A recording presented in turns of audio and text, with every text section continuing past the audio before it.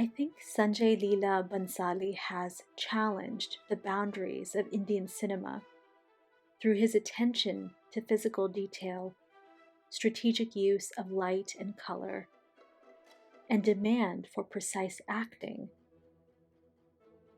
That's why I was beyond excited to watch Saawariya in 2007.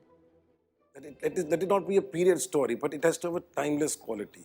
This story would be told again, like Othello would be told, or Romeo and Juliet would be said, or Devdas would be made. This is the kind of story that would be made again and again and again. It was inspired by White Nights, a short story by acclaimed author Fyodor Dostoevsky. Columbia TriStar Productions financed the film, and Sony Pictures co-produced it with Bhansali's company. Before then, none of the major Hollywood studios had ever collaborated with Bollywood to finance or distribute a film. So Saawariya was a milestone for both industries. This collaboration made me believe that Saawariya would be influenced by both cultures, thereby creating a more richly layered plot and characters. But I was mistaken. Saawariya was nothing as I imagined, and I was grossly underwhelmed. Critics and audiences tended to call the film long, repetitive, pretentious, and an ambitious misfire. One review from the New York Post said, "How can it be that a movie as beautiful to look at as Saawariya is so boring?" I sought to answer that question.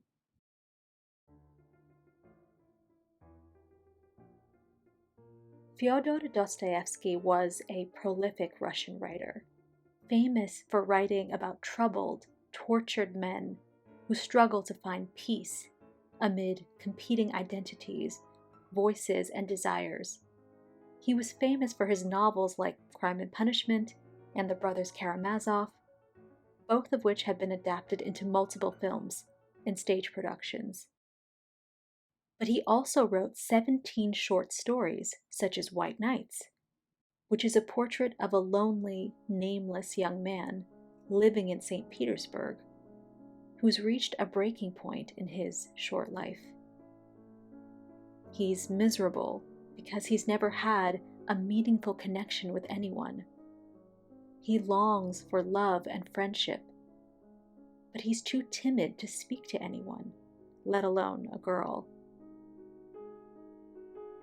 He fantasizes incessantly about love and imagines what it must be like. These dreams occupy his mind for hours every day, but leave him feeling hollow when he emerges. He thinks he will never experience true love because he's unworthy of it. Then, one night, he meets a girl crying on a bridge, and this experience changes his life. Сударыня.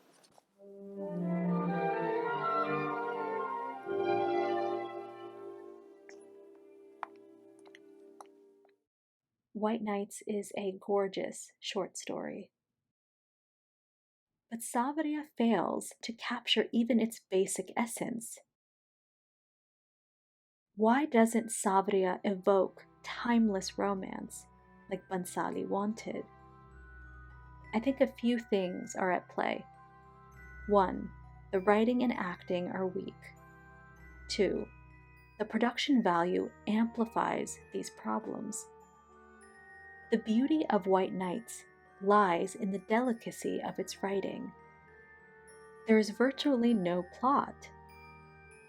It's largely comprised of the boy's thoughts, written as a stream of consciousness, and long dialogue between the boy and girl. In sharing their struggles, vulnerabilities, and longings, they reach a place of mutual understanding and compassion. They heal each other's loneliness by listening and emerge more whole, ready to embrace life with greater optimism, courage, and wisdom. Saawariya ignores the deeper themes in White Nights and fixates on its basic plot.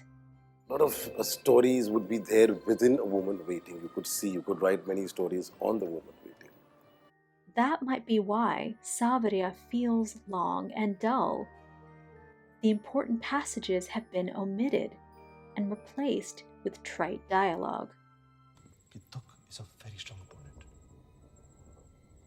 Combined with its dramatic blue sets, the audience can become overstimulated and bored. Over time, I've observed Bollywood producers and directors increasingly prioritize cinematography, production, and music over writing and acting. हो गया है वीर तुम मुझे तंग करने लगे हो To be fair, the most commercially successful films today are star-studded and flashy. Their music is contagious and dance-worthy. The dialogue might be vapid, but maybe it's funny. Meanwhile, films containing sensitive storylines, precise dialogue, and subtle acting are considered indie, niche, experimental, art films, and don't tend to perform as well at the box office. But audiences might be conditioned to believe that flashy films are normal and sensitive films are aberrations. But perhaps that's another story.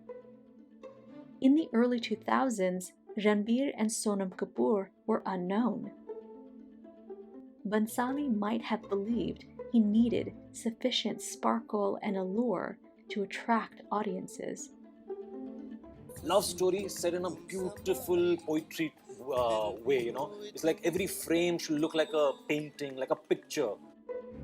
The shots in Saawariya do look like paintings, but I have trouble focusing on them because I'm so distracted by the poor writing and acting.